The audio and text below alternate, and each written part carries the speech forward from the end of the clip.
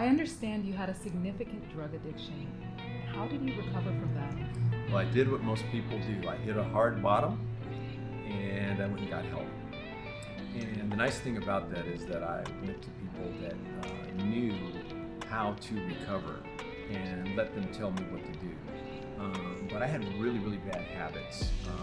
My brain was designed to be the brain of a drug addict after years and years of using drugs. And I started out just smoking pot like a lot of other people, and I experimented with hallucinogenics, and then I started using cocaine.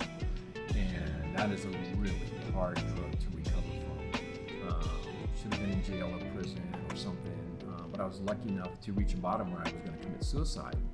I had lost my identity, and basically when I say that, I mean I had an ideal of the person that I wanted to become, and I knew that I would never be that person.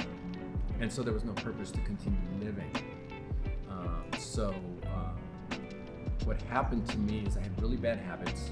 I ended up learning about neuroplasticity, and that is the flexibility of the brain. In 1890, William James proposed in the Principles of Psychology that human brains could actually change. Prior to that, everybody believed that the brain couldn't change. The brain you were born with was the one you died with, and the behaviors were set. And I think that's because people didn't understand a lot about how to change habits. And changing habits can be very difficult for two reasons. Number one, we have neural pathways that are built, physical structures that are built that reinforce the habits unconsciously. So we unconsciously make decisions that cause us to participate in those habits. We also don't have neural pathways built for new and better habits. So those two make us completely out of balance, and we tend to practice the habitual behaviors unconsciously. But there are ways that we can change that, and the brain is really an interesting organism, supposedly the most complex organism in the universe, but it's actually very simple. If I experience something, my brain's going to filter some stuff out, but it's going to let some stuff in, stuff that's important. And when it comes in, it's stored in these neural pathways. And if they don't already exist, it'll start to build them. I like to think of them like little trees.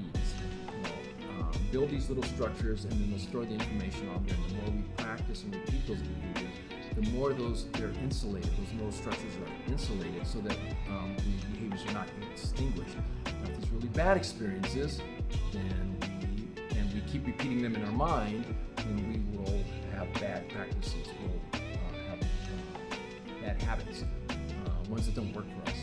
If we have good experiences and we learn things that work for us and we practice those, then we'll have good. The challenge is that there's the conscious and the unconscious. And the conscious is what most people try to use to control their habits. The problem with that is our conscious thinking is only about 10%, maybe 20% at most of our thinking. It doesn't have a lot of power. The unconscious has the most power. So if you really want to change your behavior, it's really about having images, because the brain doesn't know the difference between an image and reality. So we can practice in our head. There's a great research study. It's people that shoot free throws. They have people shoot free throws. And there's a control group, which they didn't shoot any free throws.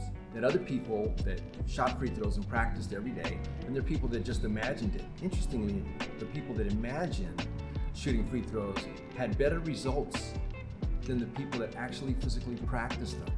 Because when you practice in your mind, you practice perfect.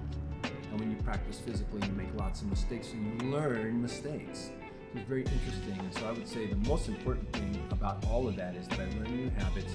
I was able to be around people that practice these better habits, and that helped reinforce those habits. And my brain is different. I do not have the same brain now that I had when I got sober. Hi, I'm Ed Mitchell, CEO of Intent One. We really appreciate you taking time out to learn from our content. If you're interested in more, you can find us at intentone.net. Thanks so much. We appreciate you.